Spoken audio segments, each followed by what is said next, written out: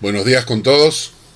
Espero que el Señor les esté bendiciendo en este domingo 14 de junio, que estamos aprovechando el tiempo para tener nuestros servicios de adoración a través del internet y que el Señor llegue a todos sus hogares con la palabra de Dios, la alabanza, es decir, tener un domingo para el Señor. Y queremos también saludar especialmente no solamente a todos nuestros amigos y hermanos que se conectan acá en Suiza, en Europa, también a todos nuestros amigos que se conectan desde Latinoamérica, desde Centro, Suramérica, hay personas que se están conectando desde Norteamérica, Canadá. Un especial saludo para mi tocayo Carlos Escusa, que se conecta desde Hawái y escucha las prédicas desde Hawái. Un abrazo. Que Dios te bendiga y que Dios dirija tus pasos. Y el día de hoy vamos a estar estudiando el Salmo número 9. Por favor, abran sus Biblias en el Salmo número 9.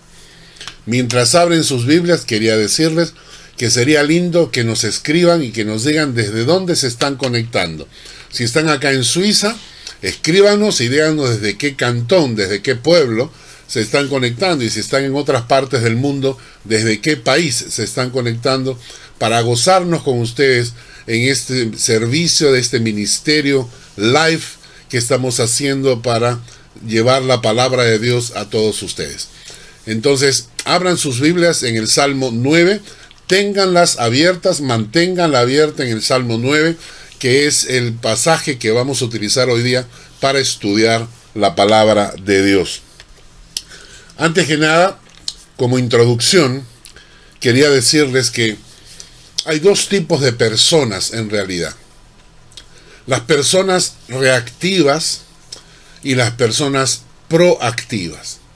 ¿Quiénes son las personas reactivas? Las personas reactivas son las que reaccionan a las circunstancias que están alrededor. Es decir, su carácter no tiene autonomía, no tiene control, sino que son personas que reaccionan ante las circunstancias. Es decir, si uno se levanta, por ejemplo, y viene tu hijo y te da un abrazo, y entonces te alegras, y estás alegre, ¿no? Y de repente llegas a la hora del desayuno para tomar el desayuno con tu familia, y se quemó el huevo y te amargas, porque se quemó el huevo. Y entonces sales a la calle y un vecino sale y te saluda amablemente y te alegras porque te saludó el vecino. Y llegas a tu trabajo y un compañero de trabajo no te saluda y te amargas porque no te saludó. Estas son las personas reactivas. Es decir, son personas a las cuales podríamos controlar su comportamiento si quisiéramos. Es decir, si nosotros manipulamos las circunstancias, podríamos controlar su comportamiento. Hace años atrás trabajé en una firma y junto a mí tenía un amigo que era muy reactivo, un amigo colombiano que era muy reactivo. Y nuestro supervisor era un amigo español que le gustaba molestarlo. Y entonces llegaba y me decía, ¿dónde está? Le decía, está tomando un café. Vamos a molestarlo. Y se iba y a propósito llegaba y le decía cualquier cosa, cualquier mentira, ¿no? Le decía, John, has malogrado el cable. Inmediatamente mi amigo reaccionaba, yo no he malogrado nada, ¿quién dice que yo he malogrado? Y ya le amargaba la tarde. Al rato le decía, no, mentira, te estoy bromeando. Pero ya le había amargado la tarde. Son personas reactivos, son personas que las circunstancias les manejan los sentimientos. Sus sentimientos reaccionan a las circunstancias. Sin embargo, hay otras personas que son los proactivos. Los proactivos son los que controlan sus reacciones. Los proactivos son los que determinan cómo van a actuar, cómo van a reaccionar. Por ejemplo, justamente en la fábrica donde trabajábamos, alguna vez alguien se me acercó y me dijo, ¿ustedes han malogrado un cable? Yo contesté, no es cierto, no somos nosotros. No, pero la gente dice, bueno, lo que diga la gente no puede pueden decir lo que quieran, pero no es cierto. Nosotros no hemos estado acá a esta hora, no hemos hecho este cable, no nos corresponde, por lo tanto, y no te dejas afectar. El proactivo es una persona que toma control de su situación. El proactivo es alguien que toma control de sus emociones y determina cómo va a reaccionar. No se deja manipular ni por las personas ni por las circunstancias, sino es alguien que determina cómo va a guiar su vida. Y estaba pensando en esto cuando leí el Salmo 9, porque me hago la pregunta, ¿cómo empiezas tu día? ¿Cuáles son los pensamientos que determinan el inicio de tu día, ¿no? Cuando te levantas? Hay amigos que dicen, por ejemplo, hay un texto bíblico que dice, sin fe es imposible agradar a Dios. Y este amigo mío dice, sin café es imposible agradar a Dios, en el sentido de que sin café no arranca. Puede amanecer, pero hasta que no toma su taza de café, ese hombre todavía está entre la vida, la muerte y el ultratumba. Todavía no despierta, necesita su buen café para despertar. Hay gente que empieza su día, por ejemplo, preocupado. Es decir, están durmiendo y cuando ya se están levantando, ya están haciendo su lista de pendiente de actividades, lo que tienen que hacer, lo que tienen que comprar, a dónde tienen que salir, a qué hora van a regresar, y ya están preparando su cerebro para las actividades que van a hacer al día. Hay otra gente que le gusta renegar desde que amanecen. Desde que amanece ya están renegando. El vecino que hace bulla, que está lloviendo, que está nevando, que tengo que salir, que estoy aburrido, que no tengo la ropa, que no me entra la ropa. Ahora después de la pandemia la ropa ya no nos entra. Entonces hay gente que se amanece y está renegando. Y yo te pregunto, ¿cómo crees que amanecía el día de David? Un hombre cuyo corazón era de acuerdo al corazón de Dios. ¿Era una persona reactiva, David? ¿Era una persona que se dejaba guiar por los sentimientos y las emociones y las circunstancias y las personas? Quizás no. Este salmo a mí me indica que David tenía una actitud proactiva para empezar bien su día y no empezarlo mal. Él quería empezar su día bien. Y vamos a leer los primeros versículos del Salmo 9. Versículos 1 y 2. Dice,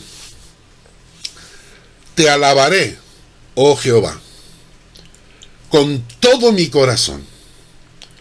Contaré todas tus maravillas. Me alegraré y me regocijaré en ti.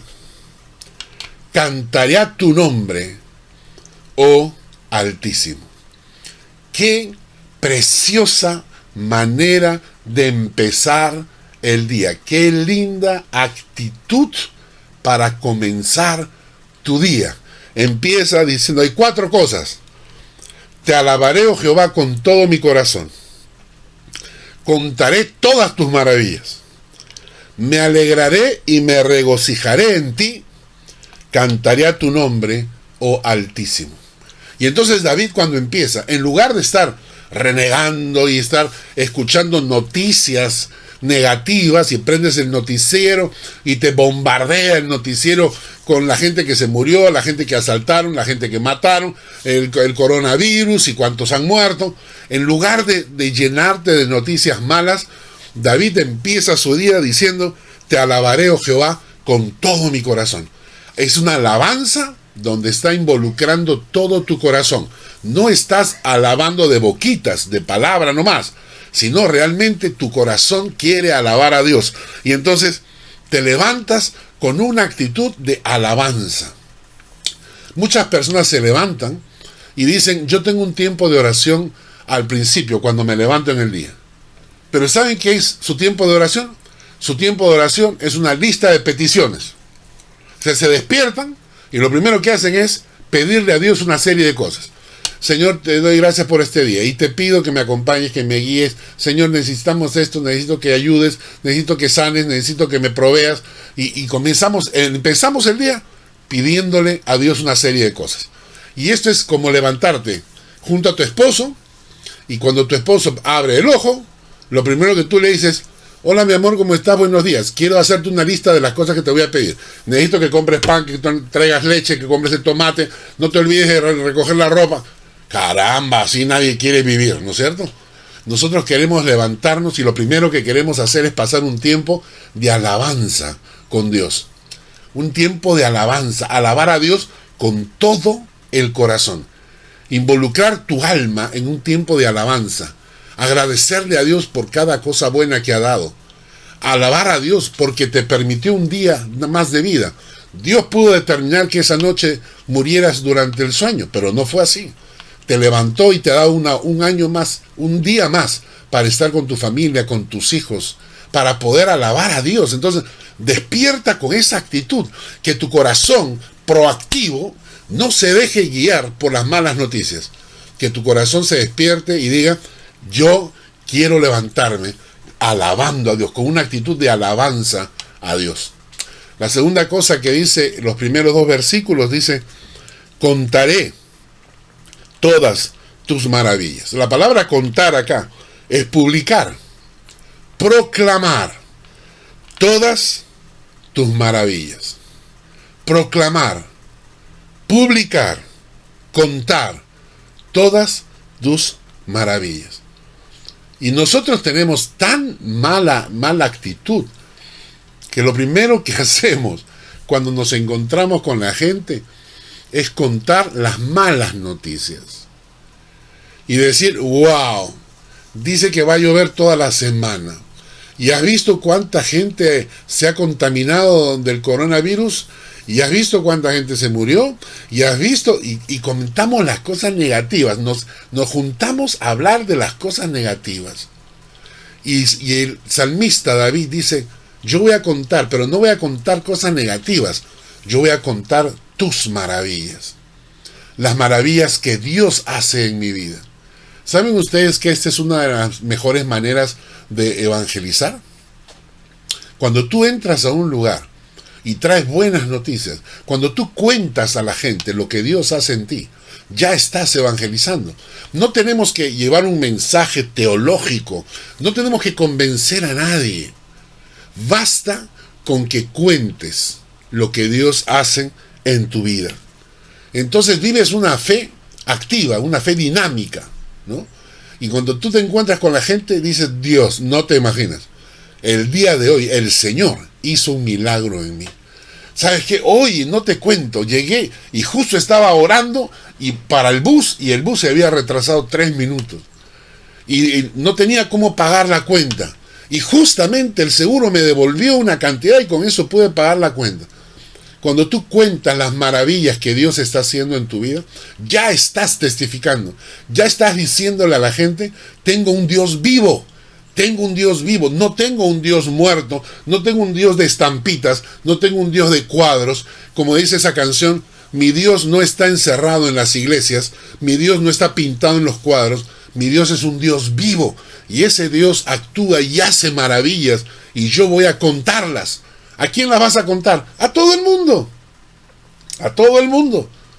Cuéntaselo a tus hijos, a tu esposa, a tu esposo, a tu cónyuge. Cuéntaselo a tu familia. Cuéntalo en la calle. Cuéntalo en tu trabajo. Hoy en día, que en algunas empresas dicen que está prohibido hablar de Dios. Está prohibido porque esa es la nueva norma, ¿no? No hay que hablar de Dios en la empresa, no. Y entonces tú agarras, en lugar de estar testificando teológicamente textos bíblicos, basta con que le cuentes a la gente que tienes un Dios vivo que está obrando, y cuenta sus maravillas. Llama a tus amigos y cuéntales cuando Dios hace un milagro en ti. Cuéntale cuando Dios te habló. Cuéntale, por ejemplo, si lees un texto bíblico que toca tu corazón y te toca, y tú llamas y le dices: oye, ¿sabes qué? Leí en la Biblia un texto bíblico y tocó mi corazón. Te lo leo, chac, y lo sueltas. Y dejas que la palabra de Dios obre solita. Porque la palabra de Dios es viva y eficaz. Y más cortante que toda espada de 2 filos. Y dice la palabra que penetra hasta partir el alma, la coyuntura y los tuétanos. Así que ni siquiera tenemos que estar hablando mucho de la Biblia. cuando tú estás hablando lo que Dios está haciendo en ti, ya estás tocando el corazón de esa gente. Y David tiene esta actitud. Y miren, es como levantarte el día y decir, yo me voy a levantar con una actitud de alabanza. Yo me voy a levantar con una actitud para contar las maravillas de Dios a toda la gente que me rodea. No voy a tener vergüenza de contarlo. No voy a tener miedo de contarlo. Yo lo voy a contar. El que se lo coma bien, el que no se lo coma también. Yo me encargo de contar las maravillas de Dios. En tercer lugar, el salmista dice, me alegraré y me regocijaré en ti. Me alegraré y me regocijaré en ti. ¿Y por qué? Nosotros tenemos la posibilidad de aceptar que nos envenenen el alma. Tenemos esa posibilidad. Si tú te juntas a gente que tiene lengua de víbora, o te juntas a gente que tiene lengua maldiciente, la palabra maldiciente viene de maldecir o decir mal, esa gente que todo el día está hablando mal de otras personas, lo que estás haciendo es contaminar tu corazón. Y tú le estás dando tiempo a ellos para que ellos utilicen tus oídos para llegar a tu corazón y contaminarte. Yo cuando veo el internet hoy en día, ha llegado el punto en que hay tantas teorías de la conspiración, de que Bill Gates, los Illuminati, que los lagartos, que los extraterrestres, que la Tierra es plana. Hay tantas teorías inventadas y muchas de ellas tienen que ver a veces con el apocalipsis y que ya se viene el fin del mundo y las trompetas en el cielo, y le tratan de meter miedo a la gente. ¿Y meterle miedo a la gente para qué? ¿Para que la gente se vuelva al Señor? La gente no se vuelve al Señor por miedo. La gente se vuelve al Señor por amor cuando descubren que Dios les ama y que está listo para perdonar sus pecados. Y entonces yo no quiero llenar mi corazón con esas noticias. No quiero llenar mi alma con tanto veneno. Entonces selecciono y rechazo. Rechazo todo lo negativo, todo lo que no me gusta, todo lo que me duele, todo lo que me molesta. Lo voy rechazando. Y voy llenando mi alma con cosas que alegren mi corazón, porque yo quiero alegrarme en Él. Me regocijo en Dios, me alegro en el Señor. Justamente hoy en la mañana estaba orando y le decía al Señor, hay un texto bíblico precioso que dice, Señor, vuélveme el gozo de tu salvación. Y lo dice David. David pasó por una época dura, difícil. David pecó, David cayó. Y cuando escribe ese salmo, escribe esa frase, Señor, vuélveme el gozo de tu salvación. Hay algo que debemos orar hoy día. Ahí tenemos que pedirle al Señor algo hoy día y decirle, Señor, vuélveme el gozo de tu salvación. Me he preocupado demasiado de las cosas. Hay personas que me han hecho doler en el corazón. Hay personas que me han hecho daño. Hay gente que me está haciendo daño en el corazón. Pero yo quiero volver, Señor, a ese gozo que tú pones en el corazón. Vuélveme el gozo de tu salvación. Y entonces David dice, te alabaré, oh Jehová, con todo mi corazón. Contaré todas tus maravillas. Me alegraré y me regocijaré en ti. Y al final dice, cantaré a tu nombre, oh Altísimo. Empieza el día cantando. Empieza tu día cantando. Dale a tu alma las notas musicales para que adore a Dios durante todo el día. Repito esa frase. Dale a tu alma las notas musicales para que adore a Dios durante todo el día. Empieza el día con canto, con alabanza. No pidas, no estés exigiendo, ni reclamando, ni nada. Empieza el día cantándole a tu Dios, el Dios que te ha salvado. Cántale, cántale. Usa el internet, una guitarra, un instrumento, lo que tengas a la mano, tu teléfono. Usa esto para cantarle a Dios. Pon canciones y exprésale a Dios tu adoración por medio de tus cuerdas vocales. Cántale al Señor. Si no puedes levantar la voz, utiliza audífonos. pero cántale, empieza el día cantando. Hemos visto que el canto trae alegría. Tú empiezas el día cantándole al Señor y la alegría de Dios te acompaña todo el día. Hemos visto durante este tiempo de pandemia que hay muchas personas que se salían a su balcón y comenzaban a cantar delante de todo el mundo, ¿no? Y cantaban, y justamente el sábado estábamos escuchando con mi esposa a un conocido músico peruano que los viernes en la noche saca música ahí del recuerdo, ¿no? De los iracundos y no sé quién más, y se pone a cantar delante de todo el mundo por internet, en el balcón, y la gente disfruta porque el canto es la expresión del alma, las canciones son una expresión del alma, y entonces tú levántate en el día y cántale al Señor. Olvídate de los problemas, déjalos a un lado, ya eso vendrán después, pero al amanecer, cántale al Señor. Es así que David empieza este salmo, con el versículo 1 y el versículo 2, diciéndonos cómo debemos empezar el día, alabando a Dios con todo el corazón. Cuenta sus maravillas, alégrate y regocíjate en Él, cántale a su nombre, porque Él es altísimo. Y me pregunto a veces, ¿qué es lo que motivaba a David para hacer esto? Porque a veces nosotros decimos, yo quisiera cantarle, pero estoy deprimido, ¿eh? Pero yo quisiera alabar a Dios, pero justamente me ha agarrado en medio de mi frustración, de mis miedos, y no tengo ganas, ¿eh? Hay demasiados motivos, pero uno de los motivos que me encanta, que David dice, este es un motivo para mí para alabar y cantarle a Dios, está en los versículos 3 y 4. Los versículos 3 y 4, David dice lo siguiente. Estamos en el Salmo 9. Dice, mis enemigos volvieron atrás, cayeron y perecieron delante de ti, porque has mantenido mi derecho y mi causa. Te has sentado en el trono, juzgando con justicia. David fue elegido rey, pero no porque él lo quisiera. No es que David, como mucha gente hoy en día, trabajó y preparó las cosas, es decir, como que él, hay muchos políticos, y yo veo esto, muchos políticos, muchos pastores también, que quieren ir escalando y van preparando su propio terreno para ser conocidos, para que los inviten a predicar en otros países, en otros continentes. La gente va preparando su terreno. David no. David no, era siempre un pastor de ovejas. Quien lo elige como rey es Dios mismo. Dios le dice al profeta Samuel que se ha buscado un hombre cuyo corazón es conforme al corazón de Dios y que va a sustituir a Saúl, que es el rey que no está funcionando como rey correctamente.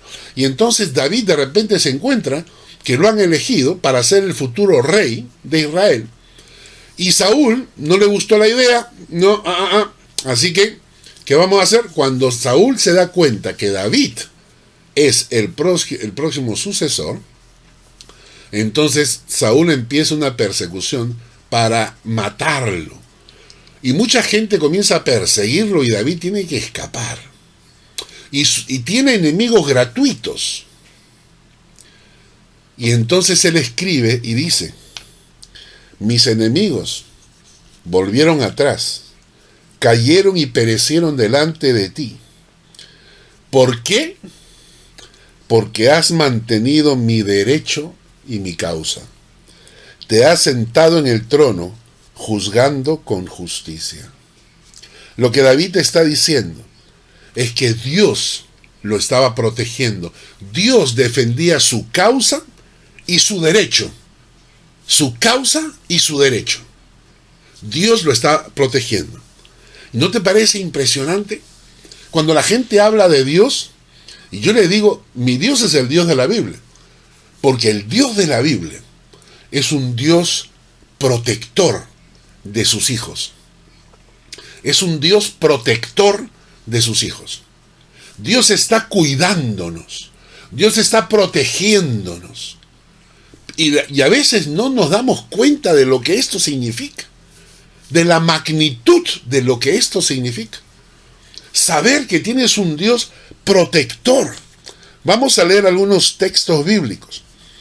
Quizás los creyentes no lo entienden porque de repente, como leemos la Biblia tan esporádicamente, la verdad es que muchos cristianos escuchan de la Biblia una vez a la semana en la iglesia, si es que asisten, y algunos quizás tienen un estudio bíblico en la semana, pero a esa velocidad, ustedes saben cuántos años se necesitan para estudiar toda la Biblia.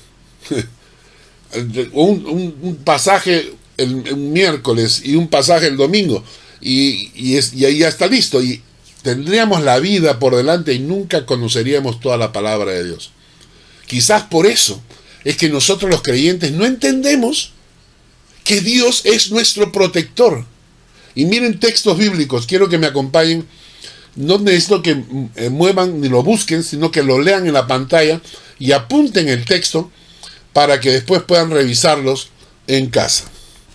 El primer texto, por ejemplo, dice el Salmo 32:7. Tú eres mi refugio, me guardarás de la angustia, con cánticos de liberación me rodearás. Ese es nuestro Dios. Y por eso se gozaba David. Deuteronomio 31:6. Deuteronomio 31:6. Esforzaos, cobrad ánimo, no temáis, ni tengáis miedo de ellos, porque Jehová, tu Dios, es el que va contigo, no te dejará ni te desamparará. Ese es el Dios de la Biblia. Y ojalá tú creas en el Dios de la Biblia. Otro texto más, Éxodo 14:14. Jehová peleará por vosotros, y vosotros estaréis tranquilos. Jehová peleará por vosotros, y vosotros estaréis tranquilos. Un texto más, Salmo 34:7. El ángel de Jehová acampa alrededor de los que le temen y los defienden. Y por eso David puede levantarse en la mañana y gozarse, porque sabe que tiene un Dios en la palabra escrito, que lo cuida, que lo protege, que defiende su derecho y su causa. Ese es mi Dios. Mi Dios está en control. No estoy solo. No estoy solo.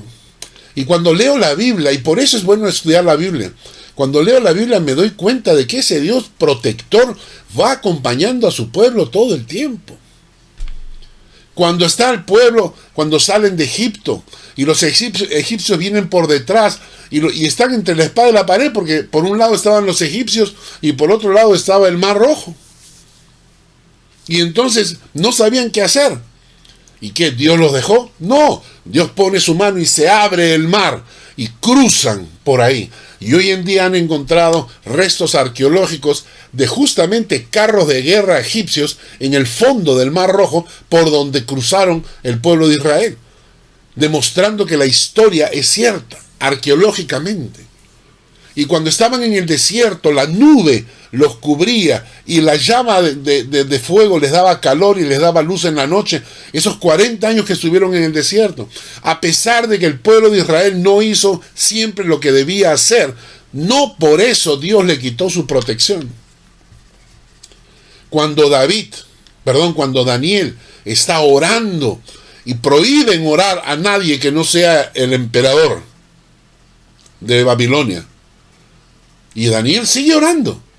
Y agarran y le dicen, bueno, como has desobedecido, de frente al pozo de los leones.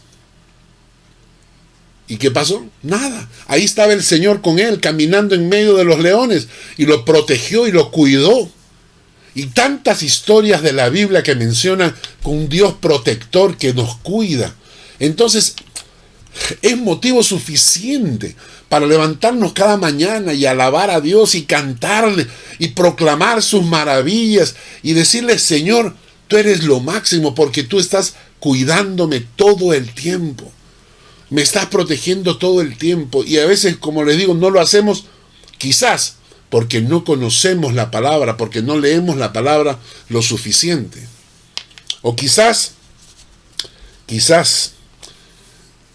porque no creemos que nos cuida. Y esto es algo interesante, porque a veces hemos olvidado, no hemos creído que Dios es capaz de cuidarnos. Hay un texto que a mí me llama mucho la atención, que es los incrédulos que están en medio del pueblo de Dios. Hay un texto acá, quiero que leamos, Mateo 13:58, dice que la gente, dice, no hizo allí muchos milagros a causa de la incredulidad de ellos.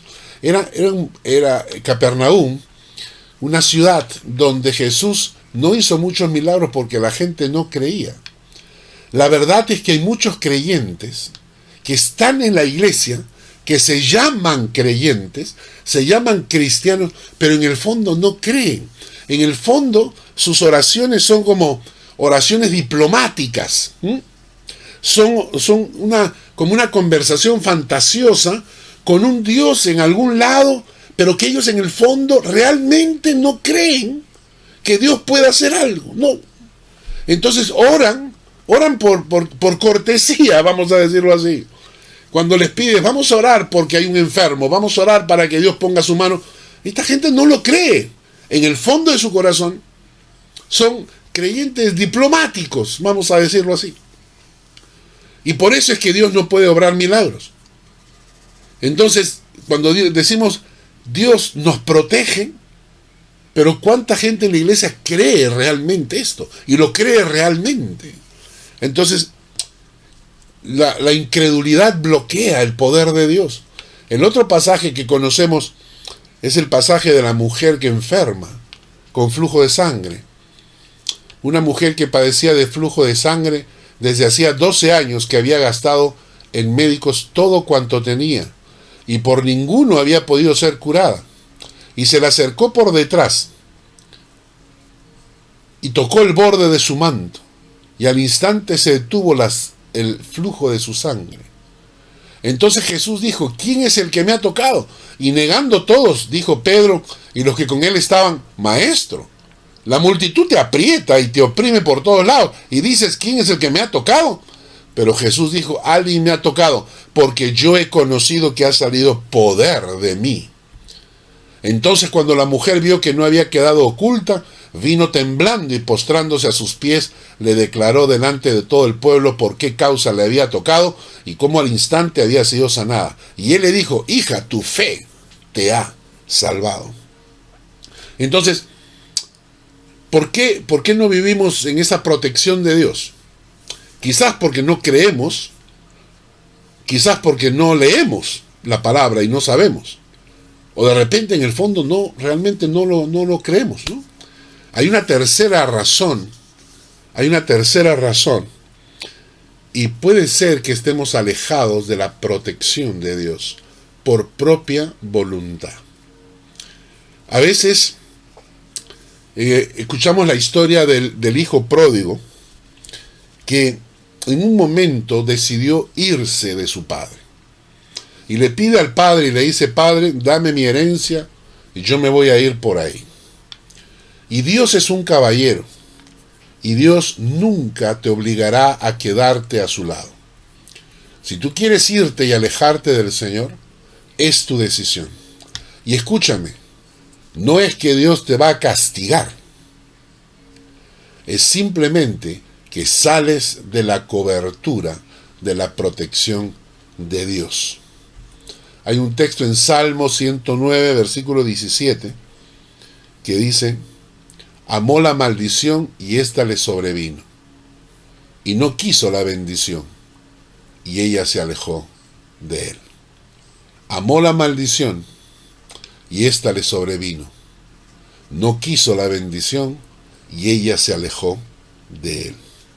Y así el hijo pródigo decidió alejarse del Señor, de su padre. Y cuando se aleja de su padre, sale de la cobertura de la protección de Dios. Y naturalmente el diablo está atento. Porque en ese momento, ese hijo de Dios está expuesto y el diablo va a aprovechar la oportunidad. ¿Qué hay que hacer? En ese momento lo mismo que hizo el hijo pródigo, volver al padre. Lo mismo que hizo. Se dio cuenta de que había sido un burro y que se había alejado incorrectamente y que el tiempo para volver era ahora. Y volvió al padre. Y esto es lo que Dios está esperando de muchos de nosotros. Y te hablo a ti, amigo, hermano, te hablo a ti que conociste al Señor hace tiempo atrás. Yo no sé quién eres, dónde estás, no sé quién está escuchando este mensaje. Pero quiero decirte algo, te voy a contar una historia. Yo tenía una oficina en Lima, en el distrito de Miraflores. Tenía una oficina donde trabajábamos el grupo de jóvenes evangelístico, en el cual yo trabajaba como director. Y un día me tocaron la puerta. Y era un muchacho, y me dice, veo que no tiene el cartel en la puerta para usted, para la organización en la que está. Un cartelito donde indique la organización. Entonces yo le dije, no tengo. Y él me dije, yo trabajo en eso, yo le ofrezco esa posibilidad. Y entonces le dije, bueno, somos una asociación cristiana y trabajamos con jóvenes, llevamos a los jóvenes para que conozcan y escuchen del amor de Dios. Y el muchacho me dice, yo conocí al Señor hace mucho tiempo, pero me alejé. Y he estado lejos del Señor mucho tiempo. Y yo lo miré, y el Señor puso en mi corazón en ese momento una convicción, y le dije, qué bueno, hoy, ahora es el tiempo de volver. Y este momento es el tiempo de regresar al Señor, porque para eso el Señor te ha traído. Él se quedó pasmado, y ahí nomás, dijo, cierto, y nos pusimos a orar, y volvió al Señor, y ya está. Tiempo después, en el siguiente año del seminario, el primer día del seminario, estábamos entrando, y yo estaba entrando porque el primer día siempre había una reunión de todos los alumnos para empezar la semana, y estoy entrando y veo a un alumno nuevo que entraba el nuevo año parado delante, y cuando le preguntan, ¿y cómo así has decidido entrar al seminario? Y él señala hacia mí y dice, porque Dios lo usó para hacerme volver al Señor. ¡Qué maravilla!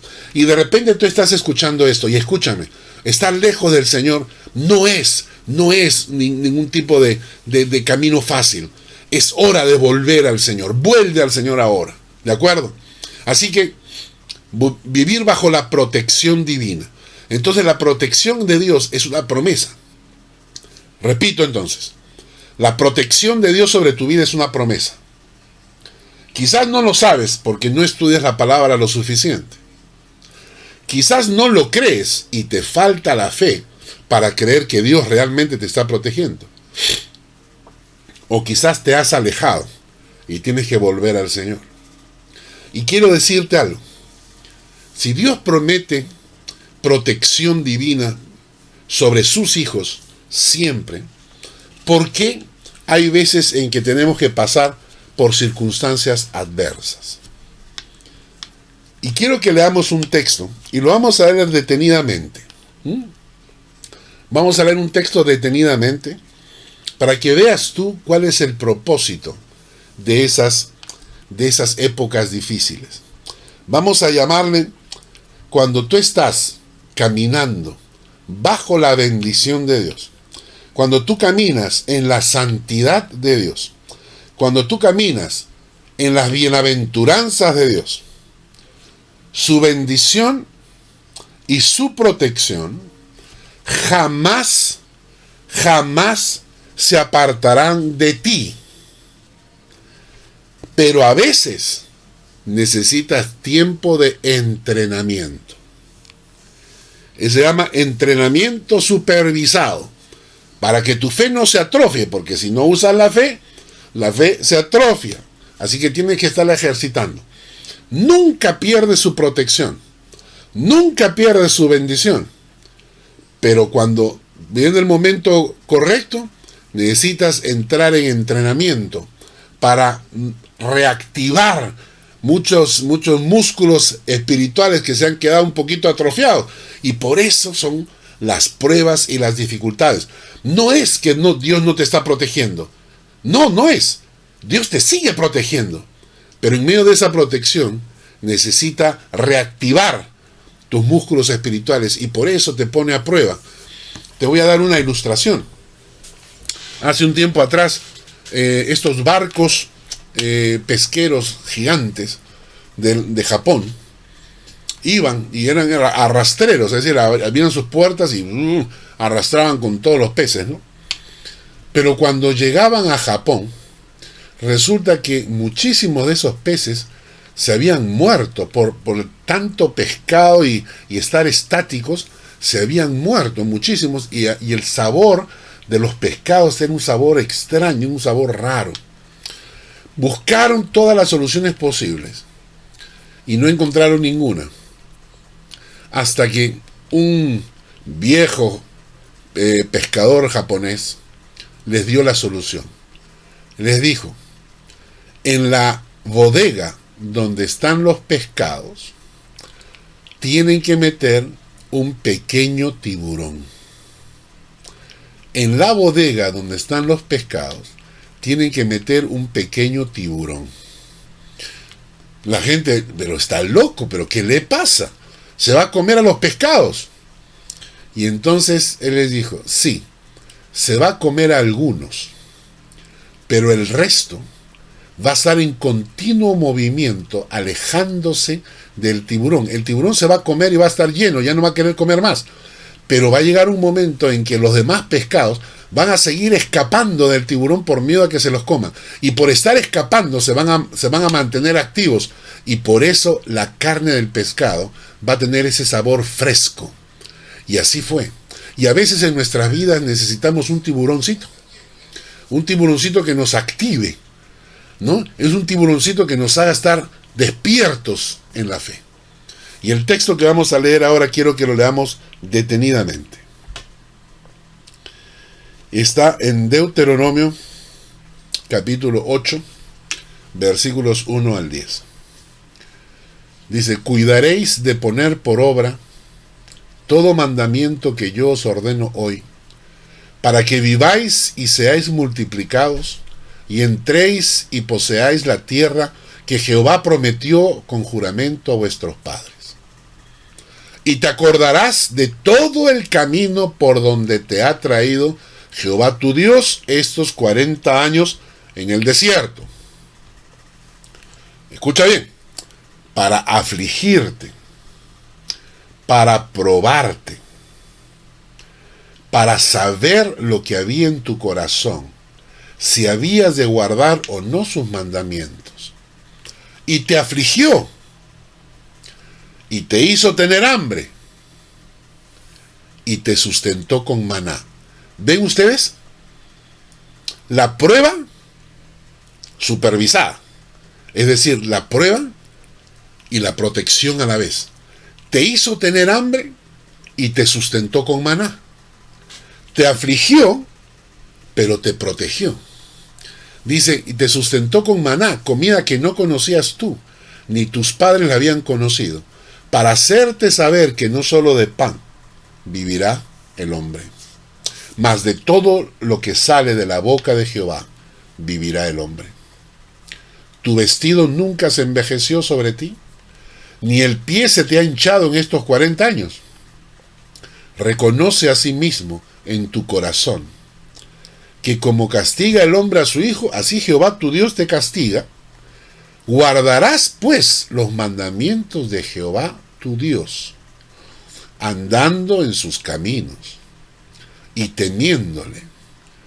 Porque, y aquí viene la bendición, primero está la prueba, cuidado con la disciplina, cuidado con el castigo, pero por otro lado viene la protección.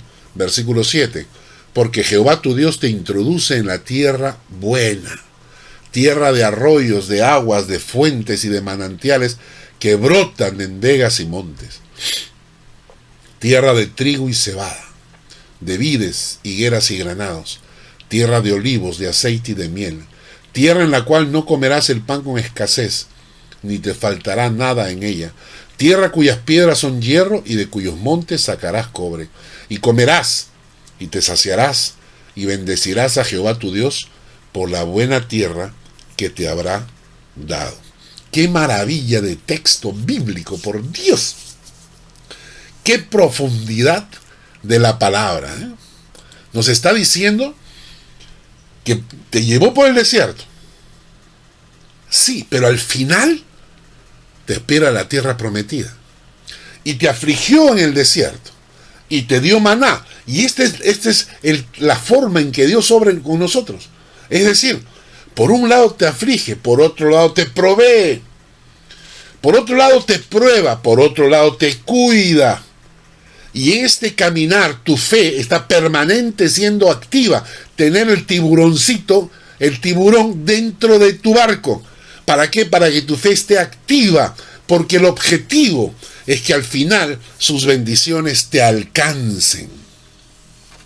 Y esa es la manera en que Dios te protege y te cuida siempre. Y por eso David dice, yo tengo motivos suficientes para levantarme, para alabar a Dios con todo el corazón, para proclamar sus maravillas, para cantarle a Dios, porque Dios es un Dios altísimo. Y me regocijaré y me alegraré en Él, porque mi Dios es un Dios que me protege, que cuida mi derecho y mi causa. Nuestro Dios no es un Dios de cuadros ni de pinturitas. Nuestro Dios es un Dios que cuida de su pueblo. Hermanos, lamentablemente el tiempo ha volado, ya son las 11:05. Solamente hemos llegado al versículo 4. Tenía aquí todo el texto, ya será para otra oportunidad. Versículos solamente para referencia, versículos 5 al 8. La maldad de la gente será un día castigada. De todas maneras, no importa lo que ellos crean, están en sus 15 minutos de maldad, de violencia, de degeneración en este momento, pero un día llegará el juicio de Dios y en cambio los hijos de Dios serán protegidos, serán cuidados. Hermanos, Dios les guarde. Sigan leyendo el Salmo 9.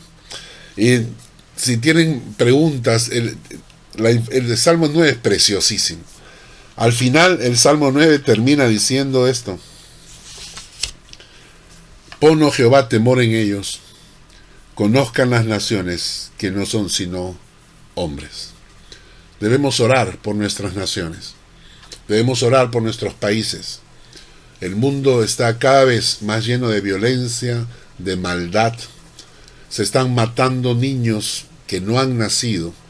Es un genocidio lo que se está haciendo con el aborto. Las Naciones Unidas se está presionando para esto. Lo que está ocurriendo con la degeneración sexual es una barbaridad. Un señor de 60 años que se cree una niña de 6 y todo el mundo le aplaude.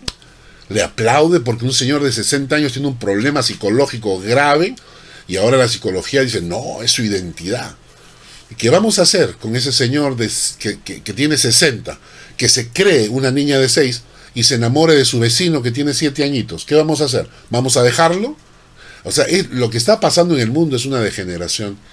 Y por eso como iglesia debemos orar, interceder con más fuerza. Sabemos que Dios nos cuida, sabemos que Dios nos protege. Levántate cada mañana con una actitud proactiva. Levántate cada mañana, alaba a Dios con todo el corazón. Levántate cada mañana y proclama las maravillas de Dios a toda la gente que te rodea. Alégrate en Él, regocíjate en Él, cántale a su nombre, oh Altísimo, y luego inclina tu rostro y pídele a Dios que ponga temor en las naciones, porque el Señor viene pronto.